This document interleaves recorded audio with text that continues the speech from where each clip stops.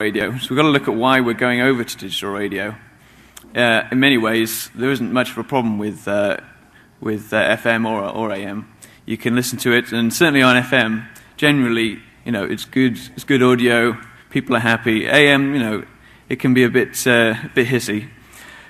But digital radio allows us to reconstruct the signal. So if there are any errors which occurred due to bad reception, we can then error correct them in fairly standard ways now. And therefore, what you're listening to is exactly what they put into the transmitter, meaning you have got rid of all of your reception problems, no more hiss. Even on FM, you've got a good signal in the middle of a song. If it goes quiet, then you can hear the hiss you can often hear the hiss of the signal. And so to get rid of that is actually quite a good idea. And if you can bring in any other enhancements like better frequency response, then that's a good plan. With digital radio, we can often increase the amount of channels available. And so a big push is the amount of choice. And also, because it's digital, you can send extra data along to say just what the channel name is rather than just tuning into 92.6 and hoping you find something. So to get digital radio, you can look at it in a very simple way. You need to compress the audio. Coming out of the studio, you've got basically CD sound, possibly better than that, depending on how you've sampled it. If it's digital studio, you might have essentially 2 megabits per second of audio, and realistically, you can't transmit that. So a lossy compression has to come in somewhere nowadays. Then, once you've done that, you can combine it with your extra data, say what the song name is, put the telephone number in, traffic reports and stuff like that, to give so you can pick that up on your radio. And you'll need a bit of signaling data to control the stream, and then you stick it on the airwaves with OFDM, which we're going to come to in a bit. So it can be quite simple from that perspective on the very high level. And so we've got to look at how exactly are we going to do this? Where are we going to put the data? Once we've got our data ready to send, are we going to use the same frequencies? Are we going to send it off to some other frequencies? In-band on channel is, or IBOC for short, is when you've got your FM station or your AM station, and you decide that you're going to send a digital signal on the same channel. So you tune into 740 kilohertz, and you can listen to analog or you can listen to digital. Whereas in many other parts of the world, what we've decided to do is basically start again, have a totally different frequency band, and then you can transmit your radio up there. You don't have to worry about forwards or backwards compatibility. You've got your analog down where it's always been. You've got your new digital, and one day, when everybody's using digital, you switch off the analog, or at least you reduce the amount of bandwidth that you're using. And obviously that's a good plan as far as governments are concerned, because they like making lots of money by selling off parts of the spectrum. But over here, that's not what you've decided to do. The FCC's chosen to broadcast using IBOC, so you're sending the audio or analog along with digital. This is one of the big reasons is that the new frequencies which we're using over in Europe are already allocated to the military here and are unwilling to share them, unsurprisingly. So that's one reason why you can't use the L band, which is a higher frequency range. And so that's why the IBOCs become popular over here. But also, stations were concerned about losing their branding. If you've based everything around the fact that you're WZZZ on 740 and you've used that for years and years, then it can be an issue when you're changing over. HD radio is the name of what's been selected over here. IBOC is simply an idea, a way of going about things. It's just simply saying that you're using the same channel for two sets of signals. HD radio is a trademark of Ubiquity, who's the company that's come up with it. And that is specifically, that sets out the whole nature of how the digital radio signal is put together. So you can have all sorts of different types of IBOC, but you've got to go with HD radio here if you want to listen to it. HD radio is enshrined now in some standards by NRSC 5A, the National Radio Systems Committee. It's now in the standards, and that's setting out exactly how to frame your data. But notably, it doesn't mention, it doesn't specify the codec that's needed. Within the standard, the audio codec used for the compression is not explained, and that's because it's a proprietary codec owned by IBOC, which is the company that's come up with HD radio. I think they've got 52 patents against it, and as such, it's a trade secret. This means that the whole of HD radio is relying upon this proprietary codec. The HD, incidentally, in HD radio apparently doesn't stand for high definition. Many people will refer to it as such, but both the CEO and the marketing manager have come out and said, no, HD stands for HD, and the marketing director said HD stands for nothing, which is intriguing.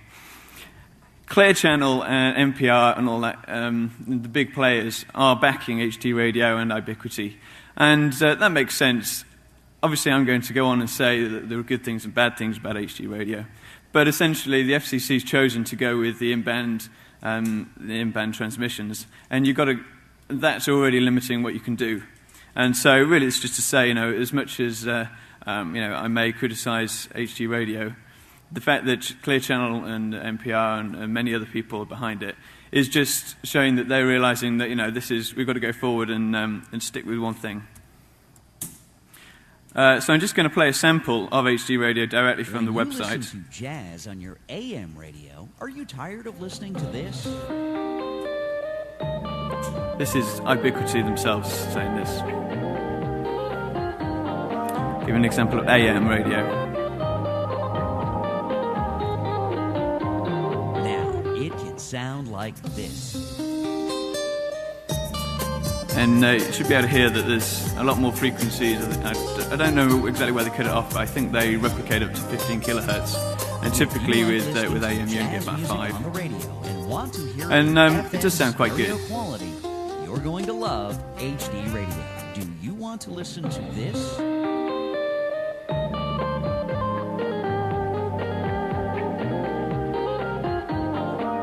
Or this?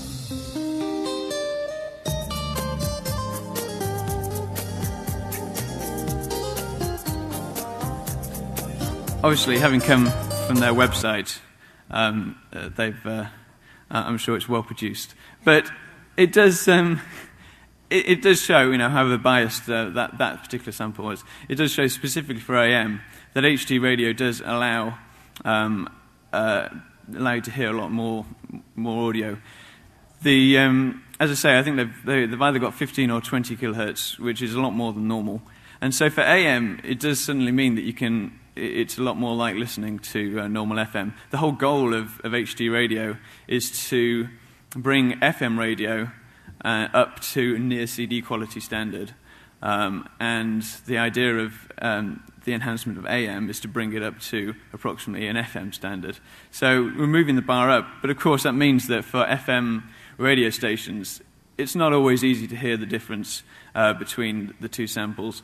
I specifically chose AM there because it is easy to hear, especially over this kind of system. It's quite obvious that there's a benefit.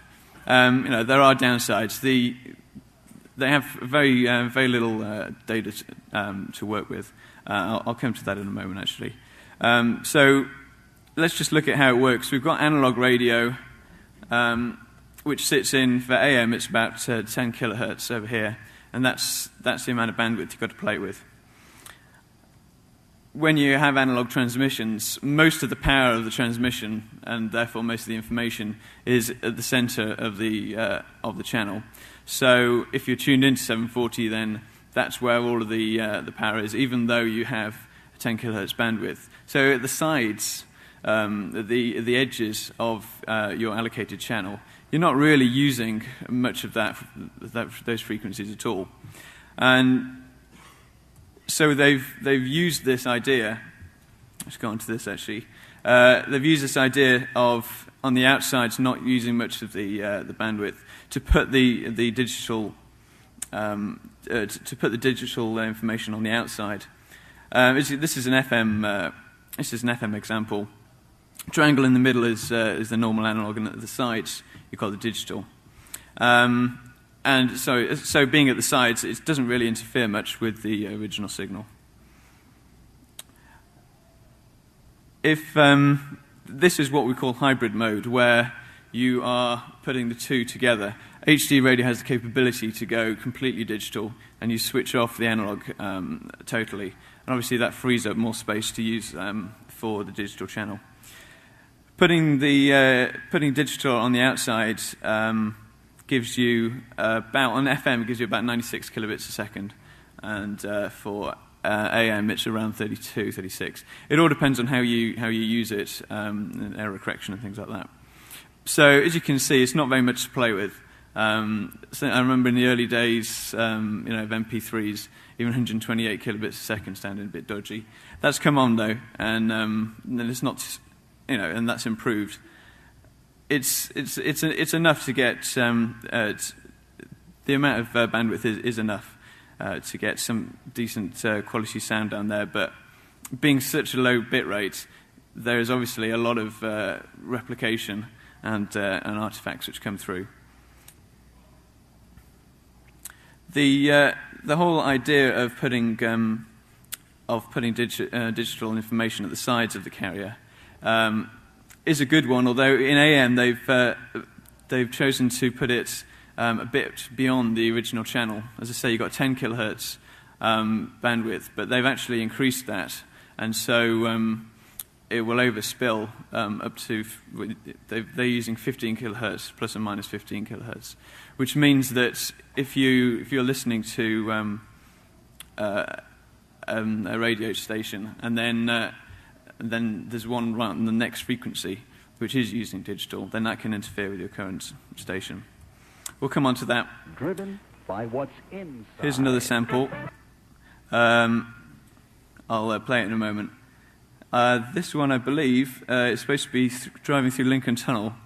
The idea is that in the tunnel, you've got a leaky coax system, which is a cable which you put your radio signal down, and you specifically make it a not very good cable so that the signal leaks out, and you can put that in your tunnel and maintain AM radio while you're driving through the tunnel.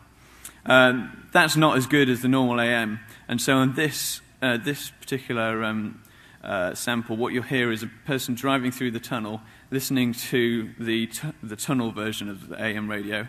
Then they come out of the tunnel. You can hear an improvement in the sound as they come and start listening to AM in the normal way, and then you hear the HD radio kick in. And so listen out for those transitions. Driven by what's inside. Radio 710 WOR. And now 4 till 9 o'clock on this Friday morning. It's the 5th of March, and welcome again to the WOR Morning Show with Ed Walsh and Darrell Wells in for Joe Bartlett, of course, George Meade, and we're here for another big hour. And then I'll be back tomorrow morning along with Rose Sambrino. So I think all of those transitions were fairly obvious. And so again, you can hear that it is actually helping, and the AM HD radio does actually sound fairly good in comparison. I want to touch on OFDM, which is orthogonal frequency division multiplexing.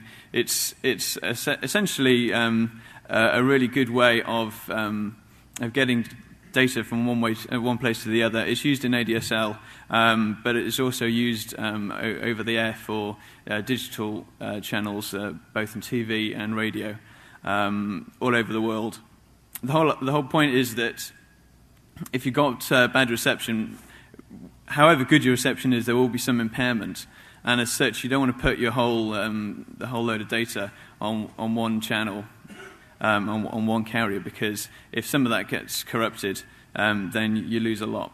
The idea here is you have lots of small carriers, thousands of individual signals, which are sending data at quite a low bit rate, but of course, total together, that is a significant amount of data. And so if you lose one or two of those carriers, those signals, then you've only lost a few bits of data. And if you then, if you then scramble your data before you send it to make it pseudo random, and interleave it so that you, instead of sending bits 1, 2, 3, 4, 5, you send bit 4 after you send bit 6 and all that kind of stuff.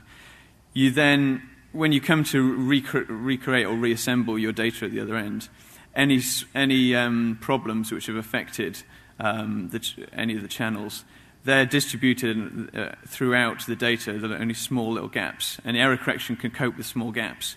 If you had a long gap, then that would be a problem. Here's a kind of an example. You get the idea of through frequency, there's lots of very small little carriers there. And so they're all totaled together. I think HD radio uses about 300 of these very small carriers.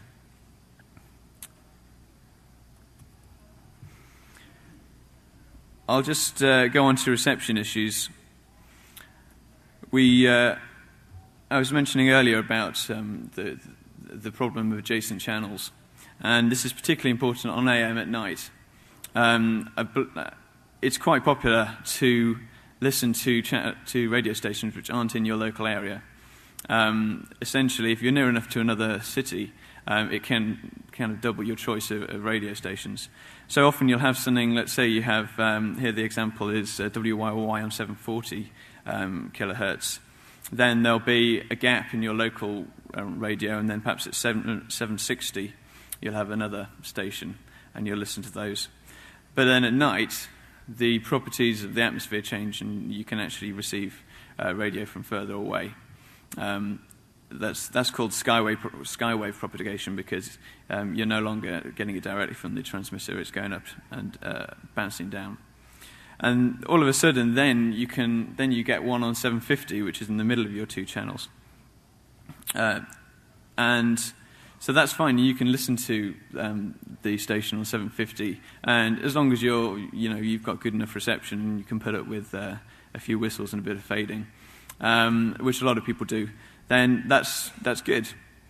But unfortunately, if your local station is using HD radio, then all of the digital noise, essentially, that it's putting out will actually go over the channel on 750 that you want to listen to, coming from a long distance away. So that's why HD radio is not permitted to be used on AM currently during the night time. And all stations will switch it off, I think, at sundown. I've got an example now of the interference. So let's just take a quick listen to that. First, what should be an easy one, We could have a bit more volume. KFI, a powerhouse out here, except when KHOW, 250 miles away in Denver, on 630, is operating IBOC. Here's 640 at 6:03 p.m. 5 seconds into this recording, you'll hear the IBOC switch off in Denver.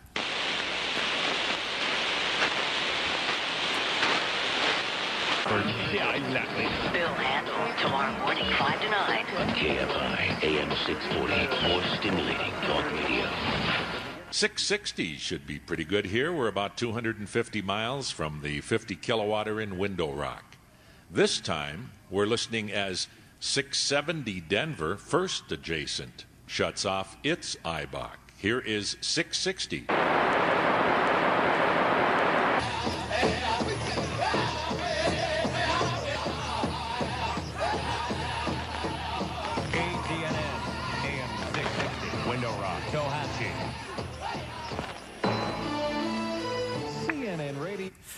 So you can hear that initially, basically, it's just white noise, and quite loud white noise, actually, which can totally obliterate any, not even long-distance radio stations. And so that is a big problem. To look west on. Sorry, Here's another example. Of IBOC is the noise it adds to the IBOC station's own main channel. And that noise level is added to what once might have been a very quiet analog signal.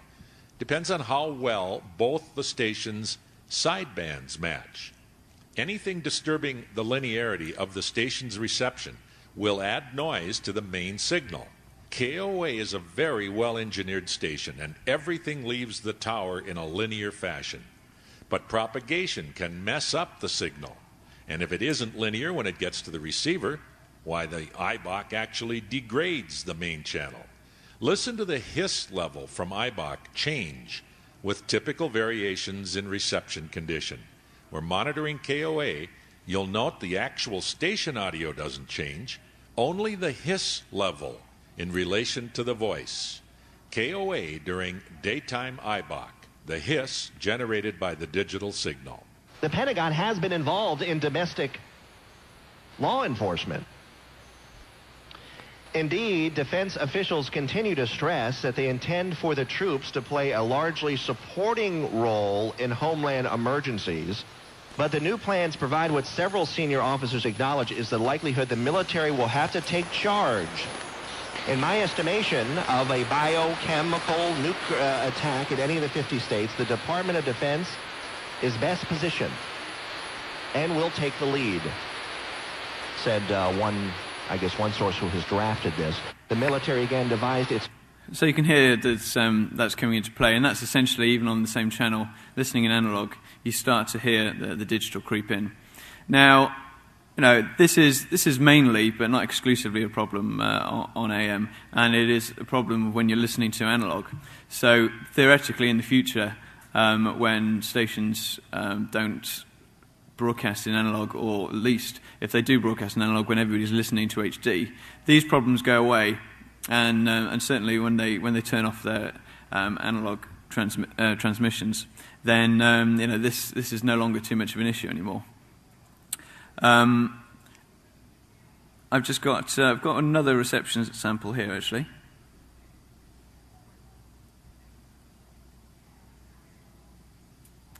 No, I don't. That one's coming later, actually. So let's have a look at what the options elsewhere. DAB, it's also called Eureka 147, is the system that we use in Europe and the UK, which uses a lot of the similar techniques. In Japan, they've chosen another system called ISDB. That is basically the same as the European system, but they've built on top of it more ability to send different types of data. So it's not just radio; it can be TV and indeed IP traffic. DRM is another version of using similar techniques to both HD radio and DAB, which we'll talk about in a moment. DRM is an IBOC method of sending data, but it's not compatible with analog. And so I think that's why it's not been chosen here, because obviously that would mean setting up new frequencies or reallocating space. You wouldn't be able to dual broadcast. So a quick look at DAB. I'm going to try and call it Eureka 147 because DAB only stands for digital audio broadcasting. So it's essentially it could easily be a description of HD radio. So it's broadcast at higher frequencies, either at around 170 megahertz or even 1.4 gigahertz. The idea is that you collect lots of stations together and you send them out as a stream of up to 2 megabits. So you would then tune into one kind of central frequency, and you would then, on that multiplex, you would then get 10 channels or something, and you'd select them by name. It's a pretty good system, and you can have national and regional multiplexes. I'm guessing perhaps there wouldn't be a national multiplex here if it were enacted, because of the large area that you'd have to cover. But the great thing about it is that it can be a single frequency network because of the safeguards built in to DAB.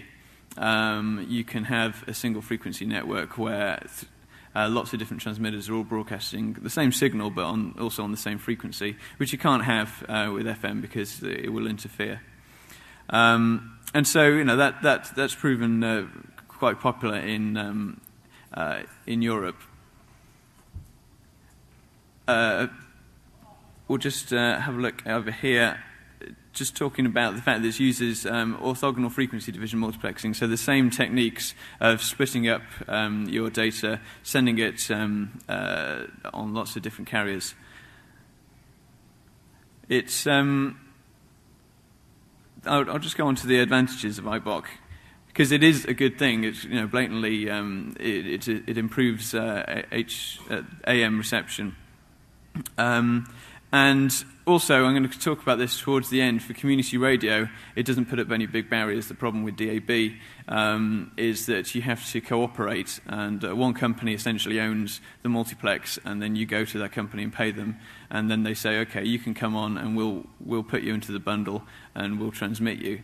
So it's a big barrier for community radio, and so each station can act independently and do what they want. So as I say, on AM it's a good plan, and also on FM. The great thing about going digital is you don't have to use all of your bandwidth for one station. You can then split up that data and transmit more than one station, and that's very important. Looking at it from a listener's point of view, why would I go out and buy a radio? Initially they're relatively expensive, at least $100 to $300. Obviously that will come down, but the thing that I see as a consumer is a greater amount of choice. That's the easiest thing for me to see. You can put that on a box, and so using digital radio in the UK, we've managed to double the amount of stations that you can listen to, and so that's a big selling point, and I think that's a significant driving factor. Just to say better quality, it's quite hard for people to judge. In the AM situation, yes, it's good quality, but on the other hand, there are problems. It is quite artifact ridden. It's probably hard to hear, but because of the way it's reconstructed and the very low bit rate, it is a bit of a harsh signal to listen to, and I'm not sure how long people will enjoy listening to it, and whether they prefer the old analog AM just because they don't have all the digital artifacts in there. And so quality is obviously very hard to talk about and to rate, and so I think that's a secondary driving factor for buying things like HD radio. It's important to be able to have more choice from the listener's point of view, because that obviously gives them essentially that you're going to get some more stations that you're going to want to listen to. But also from the broadcaster's point of view, keeping up with the changing way the media is going in, one has to find different advertising streams. Conventional advertising is reducing, and so having a second radio station, which needn't be very expensive to set up, because obviously you've got a lot of it sorted already.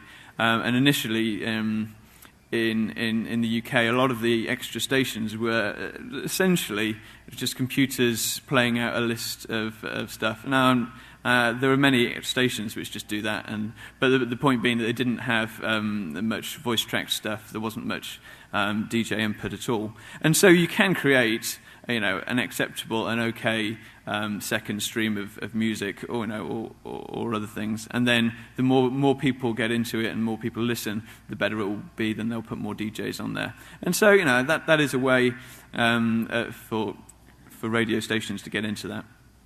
And so I think that's why choice is important on both sides of the equation. And I've put down here the lack of bad press is important. I think the problem is once you start saying, it's CD quality sound and all that kind of stuff, you get into muddy water. It's obviously not CD quality sound because you don't compress CDs down to 96 kilobits a second and then listen to them. And so when they advertise like that, it's very dangerous because, A, they're lying, but B, people will catch on, and then the word of mouth gets round, and, it doesn't kill the technology, but, you've got to try and keep away from that kind of bad press and cynicism about taking it on. So, that leads me into kind of these traps of digital radio, not so much here, but certainly in the UK, where you have this big wad of 2 megabits a second, and you say, brilliant, we can have like 2,000 channels, all of the lowest quality imaginable. And so broadcasters get very excited when they think, oh yeah, we can just add another channel in really easily. And to a certain extent here, you can, I think, have you can have 2 or 3 stations if you go all digital or using HD radio. But that comes at a price, and the price is the quality that you get. In the UK, we have guidelines of minimum bit rates that you're allowed for music and for speech, which the bit rates aren't applicable here because it's a different codec. But you've got to be very careful to not compromise quality too much. But essentially, you just turn down the quality as much as you can until people complain, then you turn it up a little bit, which is the way that broadcasters do sometimes approach this. So that's going to be an issue, and I'll be interested to see how people react to the HD radio. As I was saying, I've listened to a bit of AM radio, and because of the way they reconstitute the signal from 32 kilobits, it isn't great to listen to for a point of view, and I'm not sure whether that will. Your mind gets tired listening to bad audio. It's not something that you immediately notice. It's not something that you find appalling and therefore switch it off. But can you listen to it for 5 hours? If it's a talk radio station, can you listen to it for that long, or are you going to want to turn off sooner or later? It may or may not change anything, but I'd be just interested to see how people react to the digital codecs. So I'll just talk about this corporate ownership. It seems a bit strange to me to essentially be putting nations broadcasting into the hands of one company. In a sense, there are similar things happening all over the place. We, in the UK, you could say that we only have one choice of satellite TV, which is owned by Fox, or owned by Rupert Murdoch, rather. And so that, you can't really switch provider. You either get just random ones from different satellites, or you get Sky TV. And so, but we have other ways of getting our broadcasts. But here, because HDC, which is the codec used for HD radio, because that's under, you have to pay license fee for that, and essentially each year you have to pay money to Ubiquity, and similarly, obviously there's a setup cost. So that means everybody is constantly just paying money to them, which it's not such a bad idea. But what if they decide that they aren't going to license somebody? So it's more of a theoretical thing. It's not exactly likely, but it is significantly possible that they could just say, no, we're not going to license you for whatever reason, and then all of a sudden that station can't then broadcast in HD. And now, so big deal, you can't broadcast in HD. In the future, the whole theory is that everybody will listen using HD radios because they'll be nice and cheap. And it's going to take a long time to replace the 500 million radios in the US. But these things will progress. And so it just seems that they have quite a lot of power in the market. And with things like DMCA, you can't go and work around this necessarily. But it also means that because they're protecting it, certainly currently there isn't really any choice. You have to have the radio receivers that they're made. Now, I'm well aware that we've left the good old days when you can get a few little components, stick them together, and all of a sudden you've got an AM receiver. Obviously, for digital radio and digital TV or whatever, that's not going to work. You're going to have to come up with something a bit more than that and put more effort into it. But the point being that you can't, without the information about the codec, essentially you can't listen to the radio, and you can't create other applications and other ways to use the radio. Community radio is obviously significant, and I know low power FM in this country is gaining a little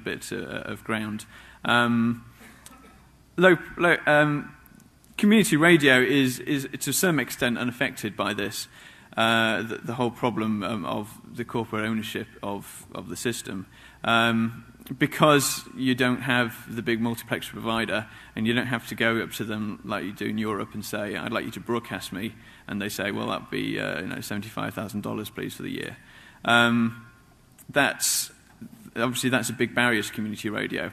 Whereas at least here, you're still on the same channel, and so as long as you can get the equipment to start with, you can still broadcast.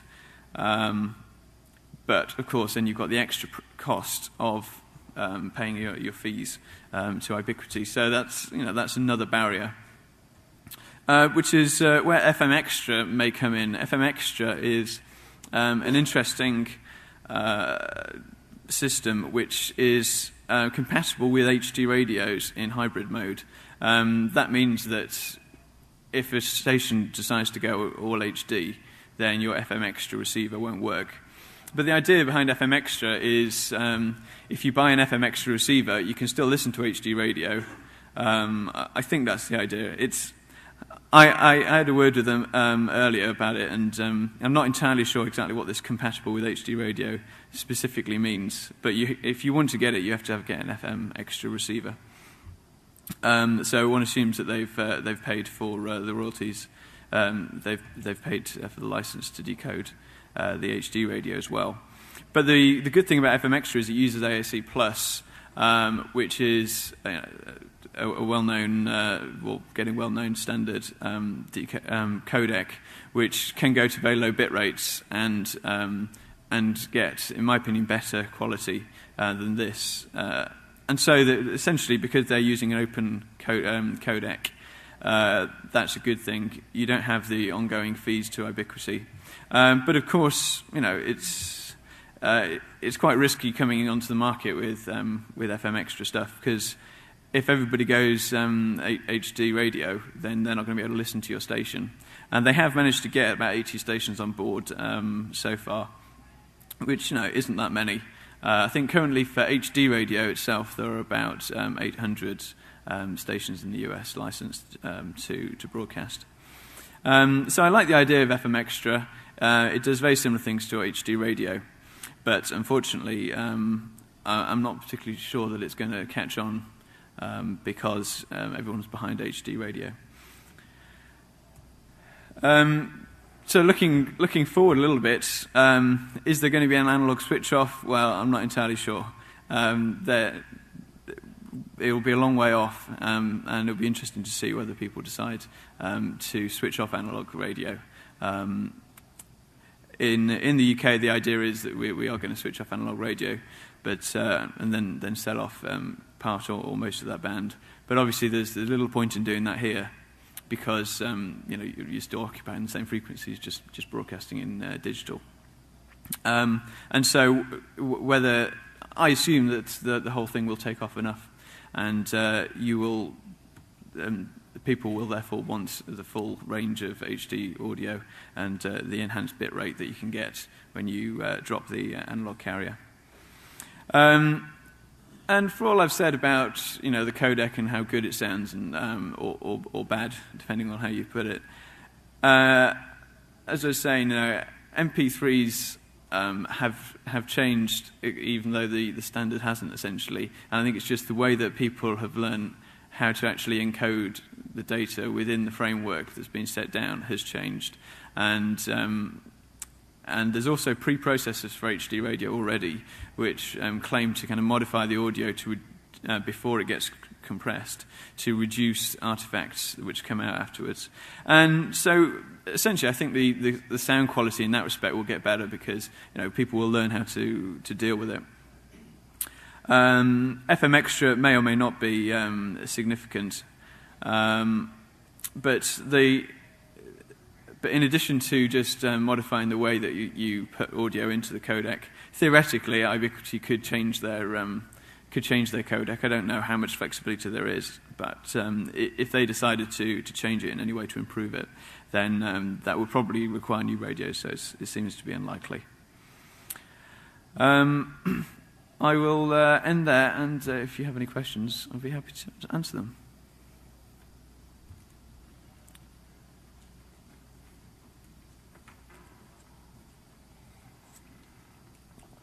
was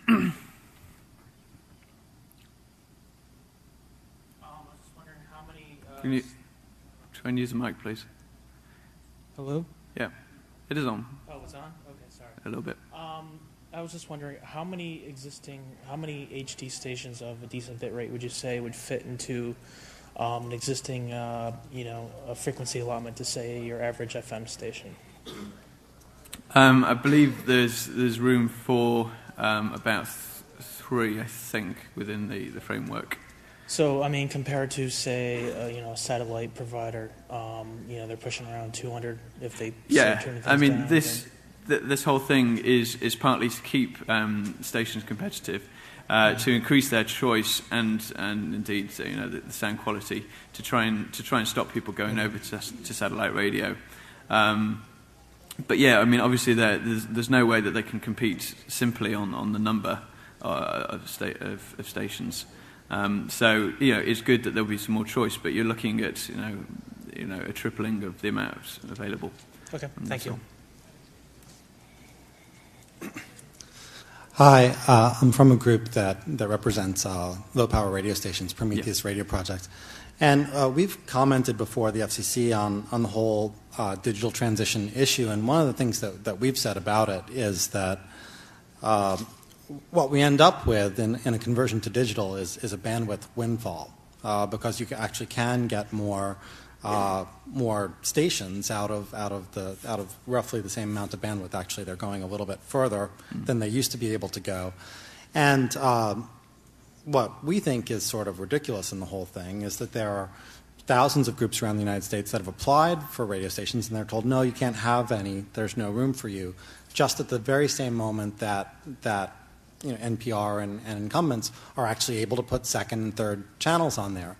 So what we asked for was some public interest obligations where the new streams could go to some of the groups that applied for low power stations or for community radio stations. In the next 3 or 4 weeks, the FCC is probably going to approve a second level of authorization for digital radio, and so I just wanted to encourage anyone that's interested in this. It's been on hold for a long time at the FCC, but if there are things that you think should be in the future, in connection with the analog switch off, they're trying to IBOC right now is trying very hard to slip this one in and make sure that no additional conditions are imposed on them and that no new entrants can get into HD radio in any way. And so it's an important time to call the commissioners if you have ideas, because right now they're thinking that the only voice on this is really the voice of industry, which just wants them to do everything exactly the way that they get to keep all the channels for themselves. Yeah. Okay. Thank you for that. I mean, it is worth remembering that this is, as is digital radio elsewhere in the world. It's it's in its infancy, and things can be changed and commented upon. Hi. I've got 2 brief comments and then 2 brief questions. The first one is the U.S. is already committed to transitioning over the analog TV airwaves to a digital thing. So we may learn some lessons from that transition that maybe down the road we can apply to radio. We're subsidizing the end users with set-top boxes right now. Yeah. Maybe we'll subsidize radios down the road. And then as far as Ubiquity kind of being the standard for this new HD radio, and us being locked into a single vendor who's got patent protections and all their technology. Patents do expire after 20 years for the most part, and I don't know what time frame we're looking at for this transition. So that may work itself out. It may not. Those are my 2 comments, my 2 questions for you. We've got a 10 kilohertz gap on AM signals. Right. And that's because the properties of AM and analog signals, they need that so they don't bleed over into the next station. Mm-hmm. Is digital transmission, does it kind of eliminate that problem, signal bleed over, and having those kind of guard spaces on either side of the channel? Well, no. In essence, it kind of already uses those in AM because it goes beyond the 10 kilohertz, which is normally allocated, up to 15. It essentially is using that gap. It doesn't. It's probably more robust. One of the good things about digital is that you can actually get it with good reception for at least as far as AM, and depending on your power levels and all that kind of stuff. So, and it should be resilient to various things, and so some mild interference shouldn't necessarily be a problem. But yeah, it will. You'll need to keep those gaps in place. Okay, then the second quick question was, this is all completely different than a spread spectrum technology, correct? Even the orthogonal frequency, the OFDM, it's all completely different than a spread spectrum approach? I think so. I'm not entirely sure what you mean. I'm not familiar with that idea by that name. Like frequency hopping spread spectrum, direct sequencing spread spectrum? No. Well, that's fine. Okay. It might be out of scope here. All Thank right. you. Thanks. Howdy. Hello there.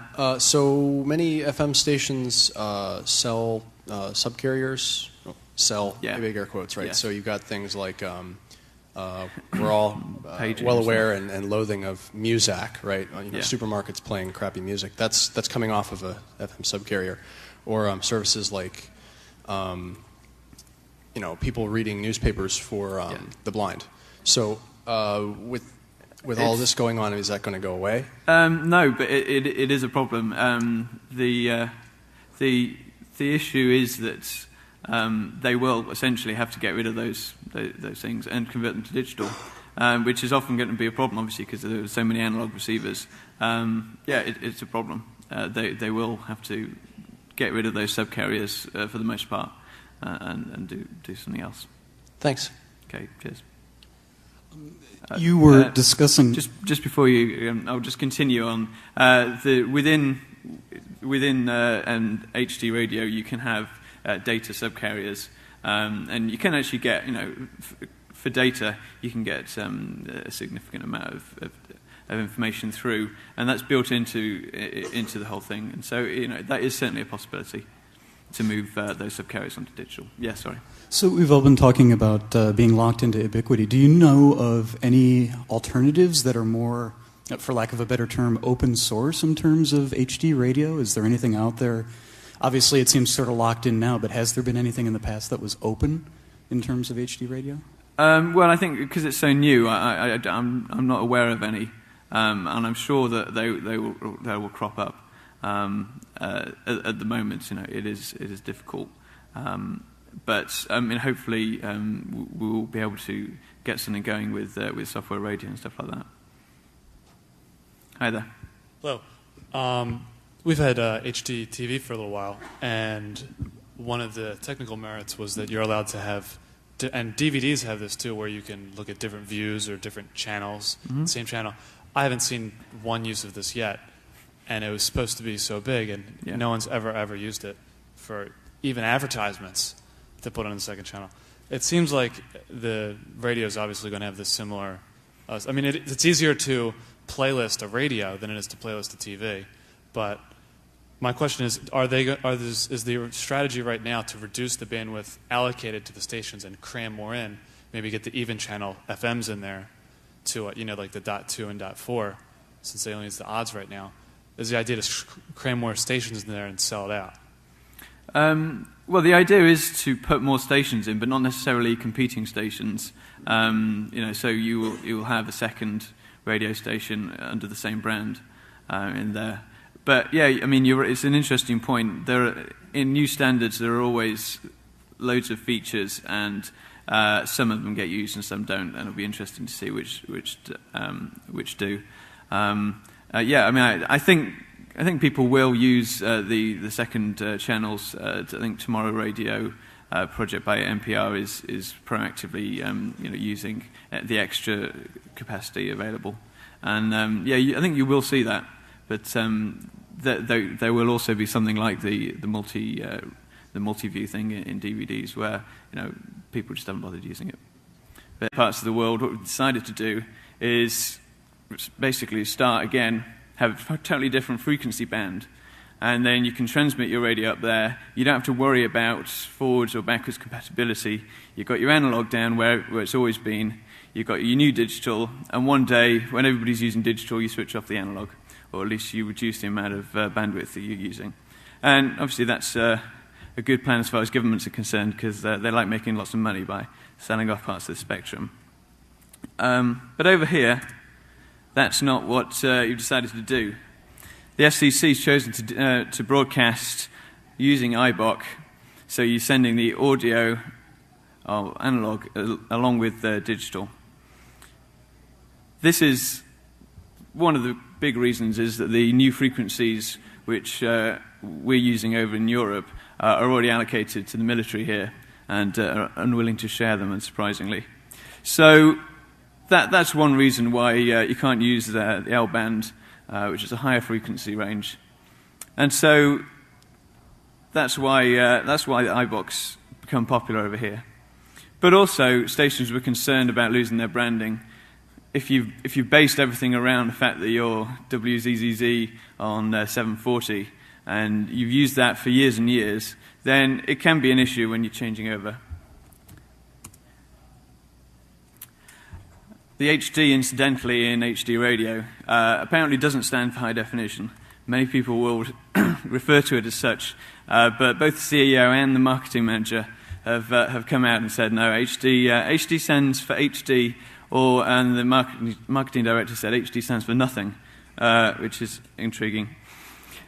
Clear Channel and NPR and all that, the big players are backing HD radio and Ubiquity, and that makes sense. Obviously, I'm going to go on and say that there are good things and bad things about HD radio, but essentially the FCC's chosen to go with the in-band transmissions, and that's already limiting what you can do. And so really it's just to say, as much as I may criticize HD radio, the fact that Clear Channel and NPR and many other people are behind it is just showing that they're realizing that, we've got to go forward and stick with one thing. So I'm just going to play a sample of HD radio directly from the website. Listen to jazz on your AM radio. Are you tired of listening to this? This is Ubiquity themselves saying this. Give an example of AM radio. Now it can sound like this. And you should be able to hear. HD radio is the name of what's been selected over here. IBOC is simply an idea, a way of going about things. It's just simply saying that you're using the same channel for two sets of signals. HD radio is a trademark of Ubiquity, who's the company that's come up with it. And that is specifically, that sets out the whole nature of how the digital radio signal is put together. So you can have all sorts of different types of IBOC, but you've got to go with HD radio here if you want to listen to it. HD radio is enshrined now in some standards by NRSC 5A, the National Radio Systems Committee. It's now in the standards, and that's setting out exactly how to frame your data. But notably, it doesn't mention, it doesn't specify the codec that's needed. Within the standard, the audio codec used for the compression is not explained, and that's because it's a proprietary codec owned by Ubiquity, which is the company that's come up with HD radio. I think they've got 52 patents against it, and as such, it's a trade secret. This means that the whole of HD radio is relying upon this proprietary codec. Radio. So we've got to look at why we're going over to digital radio. In many ways, there isn't much of a problem with FM or AM. You can listen to it, and certainly on FM, generally, it's good audio. People are happy. AM, it can be a bit hissy.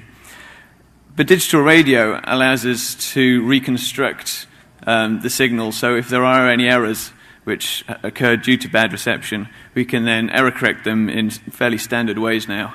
And therefore, what you're listening to is exactly what they put into the transmitter, meaning you have got rid of all of your your reception problems, no more hiss. Even on FM, you've got a good signal in the middle of a song. If it goes quiet, then you can hear the hiss you can often hear the hiss of the signal. And so to get rid of that is actually quite a good idea. And if you can bring in any other enhancements like better frequency response, then that's a good plan. With digital radio, we can often increase the amount of channels available. And so a big push is the amount of choice. And also, because it's digital, you can send extra data along to say just what the channel name is rather than just tuning into 92.6 and hoping you find something. So to get digital radio, you can look at it in a very simple way. You need to compress the audio. Coming out of the studio, you've got basically CD sound, possibly better than that, depending on how you've sampled it. If it's digital studio, you might have essentially 2 megabits a second of audio, and realistically, you can't transmit that. So a lossy compression has to come in somewhere nowadays. Then, once you've done that, you can combine it with your extra data, say what the song name is, put the telephone number in, traffic reports and stuff like that, to give so you can pick that up on your radio. And you'll need a bit of signaling data to control the stream, and then you stick it on the airwaves with OFDM, which we're going to come to in a bit. So it can be quite simple from that perspective on the very high level. And so we've got to look at how exactly are we going to do this? Where are we going to put the data?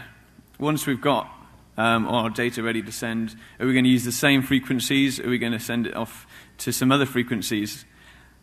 In-band on channel is, or IBOC for short, is when you've got your FM station or your AM station, and you decide that you're going to send a digital signal on the same channel. So you tune into 740 kilohertz and you can listen to analog or you can listen to digital. Whereas in many other